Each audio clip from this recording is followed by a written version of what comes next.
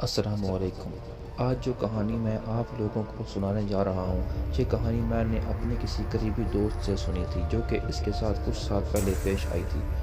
آئیے اسی کی زبانی سنتے ہیں۔ آج سے قریب 10 سال پرانی بات ہے، جب ہم لوگ سیالکوٹ میں رہتے تھے۔ جس گھر میں ہم رہتے، یہ گھر ہم نے رینٹ پر لیا ہوا تھا اور مالک مکان بہت بری نیچر کا بندہ تھا۔ ہر ماہ رینٹ بڑھا دیتا تھا اور جب بڑھانے کی وجہ پوچھو تو لڑنے لگ جاتا تھا۔ کچھ ماہ تک تو یہ سب چلتا رہا، پھر میرے والد صاحب نے ایک اور گھر دیکھ لیا۔ اس گھر کا رینٹ کم تو تھا ہی، پر اس کے ساتھ ساتھ مکان مالک کی نیچر بھی بہت اچھی لگ رہی تھی۔ میرے والد صاحب نے یہ سب باتیں آ کر ہم لوگوں سے شیئر کی، یا کہہ لیجیے کہ اپنا فیصلہ سنایا۔ ابھی مہینہ پورا نہیں ہوا تھا، اس لیے ہم نے کچھ دن اسی گھر میں مزید رکنے کا سوچا، اس نے بتایا۔ اگلے دن میں، والد صاحب اور بڑا بھائی یعنی ہم تینوں نیا گھر دیکھنے کے لیے گئے، جس کے بارے میں گزشتہ رات والد صاحب بتا رہے تھے۔ یہ گھر ہمارے اس وقت کے موجودہ گھر سے کچھ فاصلے پر تھا۔ یہ ایک نئی آبادی تھی، مطلب کوئی نئی جگہ تھی، جیسے آج کل ہاؤسنگ سوسائٹیز ہوتی ہیں، شاید اسی طرح کا کچھ کہہ لیں۔ یہ گھر آبادی سے کافی فاصلے پر تھا اور اس کے نزدیک بھی ابھی کوئی گھر یا عمارت تعمیر شدہ نہیں، بس مکمل میدان نما سا علاقہ تھا۔ گھر بنا تو ٹھیک طرز سے تھا، مگر تھا بالکل بے رونق، اوپر سے علاقہ بھی بے نور۔ اس نے بتایا، میں اس گھر میں آنے پر بہت خوش تھا، لیکن یہاں خوف معلوم ہوتا تھا، شاید اس لیے بھی کہ یہ آبادی سے ہٹ کر تھا۔ والد صاحب اس مکان کو ہاتھ سے نہیں جانے دینا چاہتے تھے۔ وجہ یہ تھی کہ اب وہ پرانے مالک مکان کے ایٹیٹیوڈ سے تنگ آ چکے تھے، اور شاید اسی لیے بھی کہ اس کا رینٹ بھی مناسب تھا۔ یہاں سب کچھ نارمل تھا، پر معلوم نہیں کیوں ایک نحوست محسوس ہونے لگی تھی۔ میں اس بات کو لے کر کچھ گھبرا رہا تھا، ایک ڈر سا محسوس ہوتا تھا کہ اس گھر کو دیکھ کر۔ اوپر سے ذہن میں ایک پرانا برگد کا درخت لگا ہوا تھا، جو دیکھنے میں بے حد پرانا تھا۔ اس کی شاخیں ایسی معلوم ہوتی تھیں جیسے کوئی بال کھولے ہمیں مسلسل دیکھ رہا ہے۔ میرے بڑے بھائی نے بھی یہ بات والد صاحب کو بولی۔ ابو، آپ کو یہ گھر عجیب نہیں لگ رہا؟ جس پر والد صاحب نے بس اتنا ہی کہا، نہیں، مجھے تو کچھ عجیب نہیں لگا۔ اس نے بتایا، اس گھر میں کچھ بلیاں بھی نظر آئیں، اور عجیب بات یہ تھی کہ وہ بلیاں ہم لوگوں سے بالکل بھی خوفزدہ نہیں تھیں۔ اگلے دن ہم لوگوں نے گھر کی صاف صفائی شروع کر دی۔ صفائی کے دوران ہمیں ایک کمرے میں کچھ گیندے کے پھولوں کی پتیاں ملیں۔ بعد میں معلوم ہوا کہ یہ پھول ہندو لوگ اپنی عبادت کے دوران استعمال کرتے ہیں۔ خیر، 2 دن بعد ہم لوگ یہاں شفٹ ہو گئے۔ اس نے بتایا کہ جب ہم سامان کے ساتھ اس گھر پہنچے تو گھر کے مین گیٹ کے بالکل سامنے ایک کالی بلی بیٹھی تھی۔ اس بلی کو دیکھ کر میرے والد صاحب نے اسے دھتکار دیا، پر وہ بھاگنے کی بجائے گھرانے لگی اور اس طرح کھڑی ہو گئی جیسے ابھی ہم پر حملہ کر دے گی۔ خیر، گاڑی سے سامان اتارا جانے لگا، اتنی دیر میں وہ بلی معلوم نہیں کہاں غائب ہو گئی۔ ہم نے گھر ایک دن پہلے ہی آ کر صاف کر دیا تھا، اس لیے بس سامان رکھنے کی ہی تکلیف رہ گئی تھی۔ سامان رکھ کے ہم لوگ بالکل تھک گئے تھے۔ رات کا کھانا کھا لینے کے بعد ہم لوگ اپنے اپنے بستروں پر جاتے ہی تھکن کی وجہ سے سو گئے۔ رات کے کسی پہر ہمیں صحن سے بلیوں کے رونے کی آوازیں آنے لگیں، جن کو سن کر ہم لوگ خوف کے دائرے میں آ گئے۔ ابو اٹھ کر باہر گئے اور انہیں دھتکار دیا، جس کے بعد ہماری جان میں جان آئی۔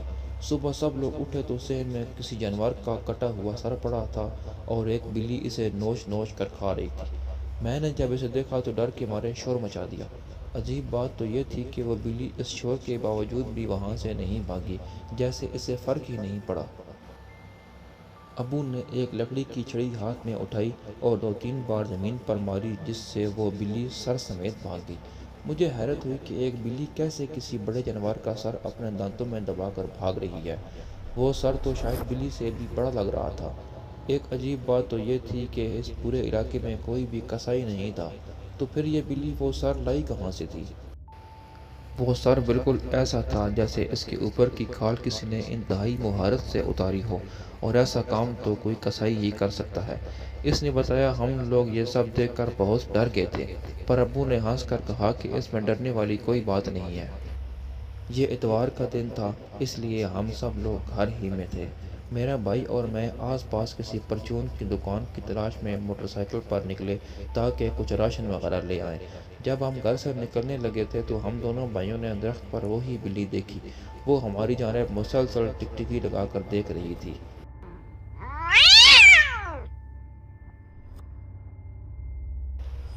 اس گھر میں بہت سی بلیاں تھیں، پر اس بلی سے عجیب سا خوف آنے لگا تھا۔ اس کی ایک آنکھ تھی ہی نہیں، سب بلیاں کالی تھیں، پر اس بلی کی ایک آنکھ ہی اس کی پہچان تھی۔ اس نے بتایا، ہم نے جلد ہی ایک پرچون کی دکان ڈھونڈ لی اور سامان لے کر واپس آئے۔ دن اسی چہل قدمی میں گزر گیا اور رات ہو گئی۔ رات کے کسی پہر اس کے والد صاحب کی آنکھ کھلی اور وہ شاید باتھ روم کے لیے نکلے تو وہی بلی نظر آئی۔ انہوں نے اسے بھگانے کی کوشش کی تو وہ کہیں غائب ہو گئی۔ اس نے بتایا، گرمیوں کے دن تھے اور ہمیں اس گھر میں رہتے ہوئے ایک ہفتہ ہو گیا تھا اور روز ہی کچھ نہ کچھ عجیب دیکھنے کو ملتا۔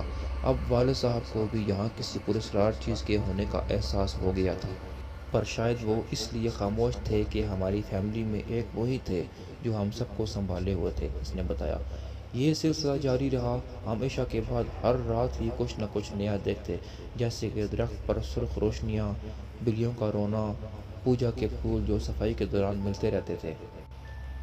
اس نے کہا، طلحہ سچ بتاؤں تو اب شاید ہمیں اس سب کی کہیں نہ کہیں عادت سی ہو گئی تھی۔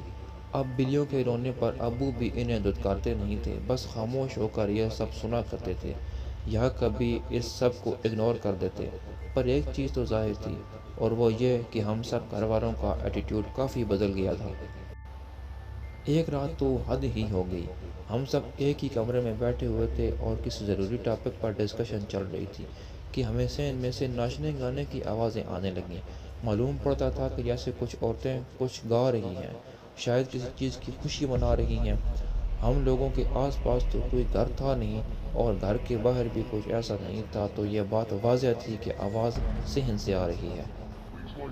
ہم لوگ اتنے خوف زدہ ہو گئے کہ اتنی ہمت نہیں ہوئی کہ ایک بار باہر جا کر دیکھ لیں۔ میں خاموشی سے اس کی بات سن رہا تھا۔ پھر اس نے کہا کہ یعنی آج بھی وہ سب سوچتا ہوں تو رونگٹے کھڑے ہو جاتے ہیں۔ پھر میں نے اس سے پوچھا، یار تم لوگوں نے عالم سے رابطہ کیوں نہیں کیا؟ میری اس بات کا اس نے جواب نہیں دیا اور کہانی آگے بڑھائی۔ اس نے بتایا، صبح والد صاحب مالک مکان سے بات کرنے اس کی طرف گئے اور ساری رام کہانی اسے سنائی۔ پہلے تو اس نے ماننے سے انکار کر دیا اور یہ بات کہہ ڈالی کہ صوفی صاحب آپ اس دور میں بھی پتھروں کے زمانے کی باتیں کر رہے ہیں، جس پر والد صاحب غصہ ہو کر بولے، اللہ کے بندے یہ سب میں نے اپنی آنکھوں سے دیکھا اور سنا ہے، تم اب بھی جھٹلا رہے ہو؟ کیا میں تم سے اتنی دور صرف مذاق کرنے آیا ہوں؟ مجھے کوئی پریشانی ہے تو ہی یہ سب کچھ کہہ رہا ہوں، اور اب میں اپنی بیوی بچوں کو اس عذاب میں نہیں رکھنا چاہتا۔ اس نے بتایا، والد صاحب کی لمبی چوڑی داستان سن کر اس کے منہ سے بھی سچ نکل گیا۔ اس نے بتایا کہ جو بھی اس گھر میں آتا ہے زیادہ وقت نہیں رکتا، پر وہاں جو کوئی بھی ہے کسی کو نقصان نہیں پہنچاتا۔ آپ کو یہ گھر کم پیسوں میں رینٹ پر دیا۔ ابھی اس نے اتنا ہی بولا تھا کہ والد صاحب نے اسے 2-3 سنا دیں اور واپس آ گئے۔ اس نے بتایا، جب وہ گھر پہنچے تو والدہ گھر سے باہر کھڑی ہوئی تھیں۔ وہ بہت ڈری ہوئی تھیں۔ معلوم کرنے پر انہوں نے بتایا کہ میں نے صفائی کے دوران برآمدے میں ایک آدمی کو دیکھا۔ اس کے ماتھے پر ہندوؤں والا نشان لگا تھا۔ وہ آدمی دیکھنے میں بے حد خوفناک تھا، اس کی ایک آنکھ نہیں تھی۔ والد صاحب نے امی کو کسی طرح بہلایا اور گھر لے آئے۔ میں اسکول میں تھا جب والد صاحب اور بھائی مجھے لینے آئے۔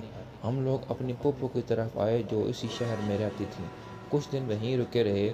جب نیا مکان ملا تو اس منحوس گھر سے سب سامان اٹھا کر دوسرے گھر میں شفٹ ہو گئے، اور یہ آخری بار تھی جب میں نے اس گھر کو دیکھا تھا۔ اس نے بتایا، یہ میری زندگی کے خوفناک ترین ایام تھے۔ وہ گھر، وہ بلی کی آوازیں، وہ ناچنے گانے کی آوازیں مجھے اب بھی اکثر خواب میں ڈرا دیتی ہیں۔ تو دوستو، آپ کو یہ کہانی کیسی لگی؟ اگر آپ کو اچھی لگی تو ویڈیو کو لائک کریں۔ میں ملتا ہوں آپ سے نیکسٹ ویڈیو میں، تب تک کے لیے اللہ حافظ۔